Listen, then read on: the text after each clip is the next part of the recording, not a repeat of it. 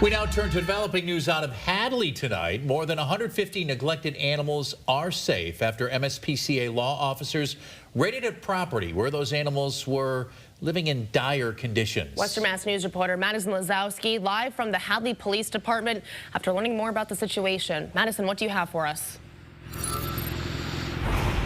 Yeah, Chris and Amanda, some devastating news coming out of Lawrence Plain Road here in Hadley. The MSPCA and Hadley police tell us that the animals that were rescued come in a range from chickens to cows, from exotic birds, even animals, or wildlife animals specifically, that are illegal to have here as pets in Massachusetts. Now, as you guys had just mentioned, there are 150 animals that were rescued, now in the care of the MSPCA Angel team, after an investigation found that they were living without access to food or water, and the majority living outdoors without proper protection from these elements.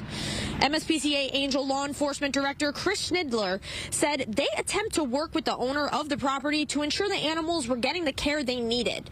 Schindler said in part, ultimately, we weren't successful and it was clear that intervention was necessary. So we executed a search and seizure warrant today, January 7th, to seize them. And as of right now, the condition or the location of those animals that were rescued are unknown at this time, but we'll continue to keep you updated. We also are unaware if there are any charges related to this investigation, but we have reached out to the MSPCA and to the Hadley Police Department, and we'll continue to bring you those details as soon as they become available to us. For now, reporting live in Hadley, Madison Lazowski, Western Mass News.